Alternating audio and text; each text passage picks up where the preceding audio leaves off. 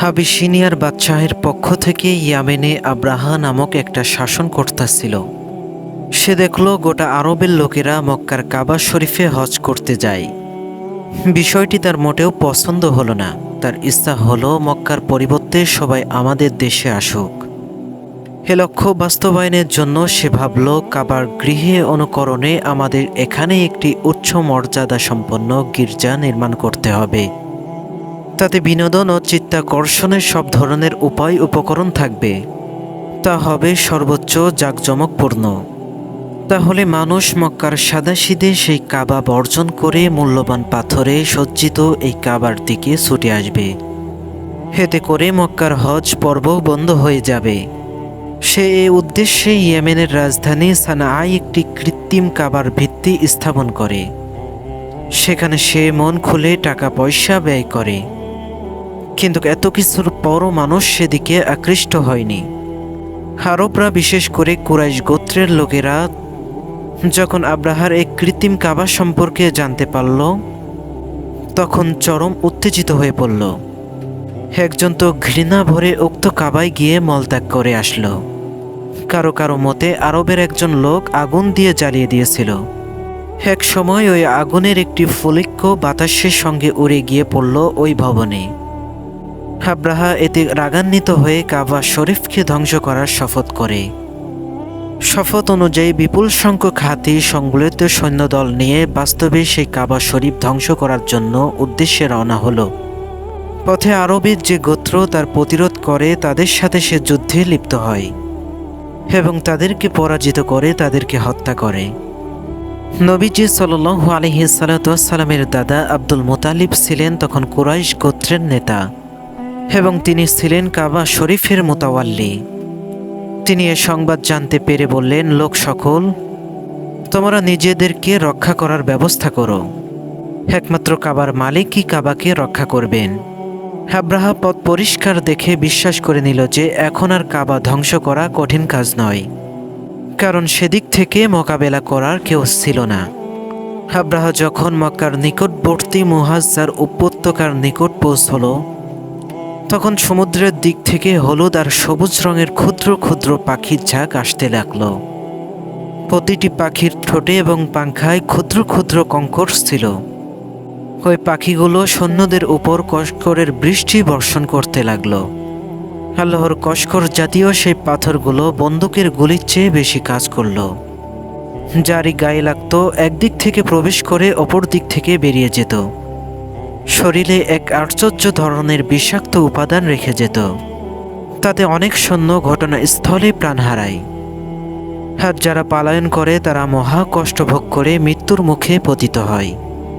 এই ঘটনায় বিশেষ গায়েবী ইঙ্গিত ছিল। আল্লাহ সুবহানাল্লাহু তাআলা যেমন অলৌকিকভাবে তার ঘরের হেফাজত করেছেন, সে ঘরের সবচেয়ে পবিত্র মুতাওয়াল্লি এবং সবচেয়ে বড় পয়গম্বরের হেফাজতেও তিনি ঠিক সেভাবেই করবেন। তাছাড়া তিনি খ্রিস্টান কিংবা অন্য কোনো ধর্মায়নদেরকে কাবা এবং কাবার সত্য সেবকের মূল্য বল্টন করার কোনো সুযোগ দেবেন না।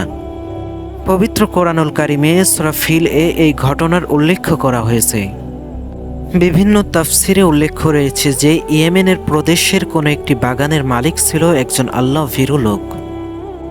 সে বাগানের ফলের নির্দিষ্ট একটি অংশ গরিব মিসকিনদেরকে দান করত। কিন্তু তার মৃত্যুর পর তার 3 পুত্র তার মালিক হলো। তারা ভাবল যে আমাদের লোক সংখ্যা অনেক, আমাদের পরিবার পরিজনের তুলনায় বাগানের ফল সম্পদ খুবই অল্প, সুতরাং গরিব মিসকিন সহকে ফসলের নির্দিষ্ট একটি অংশ দান করা আমাদের পক্ষে সম্ভব নয়। কিন্তু কোনো একটি ছেলে এর বিপরীত ছিল। সে গরিব মিসকিনের প্রতি ছিল সহানুভূতিশীল। তবে তার কথায় অন্যান্যরা কান দিল না। তারা প্রতিজ্ঞা করল যে আগামী দিন সকালবেলা আমরা ভিক্ষুক দল আসার পূর্বেই গিয়ে ফসল কেটে আনব। কিন্তু এ শপথ ও প্রতিজ্ঞায় আল্লাহর ইচ্ছাকে শমিল করল না। অর্থাৎ তারা কথা বলল না যে আল্লাহ চাইলে ইনশাআল্লাহ আমরা আগামীকাল সকালবেলা গিয়ে ফসল কেটে আনব। এই ইনশাআল্লাহ না বলা এবং গরিব মিসকিনগণকে না দেওয়ার ইচ্ছা প্রকাশের অপরাধে তাদের ঘুমে থাকা অবস্থায় আল্লাহ তাআলা তাদের বাগানের উপর গজব নাজিল করলেন। ফলে প্রচণ্ড মরুঝড় বায়ু বাতাসের উপর দিয়ে প্রভাবিত হয়ে বাগানের ফসলকে সম্পূর্ণরূপে বিনাশ এবং ধ্বংস করে ফেলল। বাগানটি দেখলে মনে হবে যে মর্থিত হয়ে চর্বিত ফসলের ন্যায় হয়ে গেছে। অতঃপর অতি প্রত্যুষে তারা পরস্পর বলাবলি করতে লাগলো যে তোমরা ফসল কাটতে চাইলে সকাল সকাল বাগানে চলো। ভিক্ষুকের দল ভিড় জমাবার পূর্বেই ফসল তুলে আনতে হবে। অতঃপর তারা পূর্ব সিদ্ধান্ত মাফিক খুব দাম্ভিকতা এবং অহংকার মনে সকালবেলা ফসল কাটার জন্য রওনা হলো। আর তারা পরস্পরে চুপি চুপি বলাবলি করতে লাগলো, সাবধান, আর যেন কোনো প্রকারে তোমাদের কাছে ভিক্ষুকের দল ভিড় জমাতে না পারে। তারা আসার পূর্বেই ফসল তোলার কাজ শেষ করতে হবে। ভিক্ষুক এবং গরিবদেরকে তাড়ি দেওয়ার মনোভাব নিয়ে তারা বাগানে পৌঁছল। বাগানের বিনাশ এবং ধ্বংস অবস্থায় দেখে তারা বলল, আমরা পথ ভুলে হয়তো অন্য কোনো বাগানে এসেছি। আমাদের বাগান তো এটা নয়। আমাদের বাগান কত সুন্দর, সুজলা এবং সুফলতা, শস্য ভরা। আমরা পথ হারিয়ে ফেলে এসেছি। কিন্তু বাগানের চতুর্দিকে সীমানা এবং আলামত দেখে তারা চেতনা ফিরে পেল। তাদের নিজেদের গর্ব, অহংকার এবং আল্লাহর সাথে নাফরমানি করার কথা মনে হলো। তারা বলল, আমাদের উপর আল্লাহর লানত এসেছে, আমাদেরকে ফসল হতে বঞ্চিত করা হয়েছে। তখন তাদের মধ্য থেকে যে লোকটির স্বভাব চরিত্রে উত্তম এবং ভিক্ষুকদের প্রতি সংবেদনশীল ছিল, সে বলল, আমি কি পূর্বেই তোমাদেরকে আল্লাহর সাথে নাফরমানি না করার জন্য বলেছিলাম না? এটা আল্লাহর সাথে নাফরমানিকরণ ভিক্ষুকগণকে বঞ্চিত করার ইচ্ছা এবং গর্ব অহংকারের পরিণতি ছাড়া কিছুই নয়। এখনো সময় আছে, আমাদেরকে গুনাহ থেকে তওবা করা উচিত। এতে করে তারা তাদের ভুল সিদ্ধান্ত বুঝতে পেরে তারা আল্লাহ তাআলার কাছে তওবা করল এবং নিজেদের ভুল সিদ্ধান্ত থেকে তারা বেরিয়ে আসলো।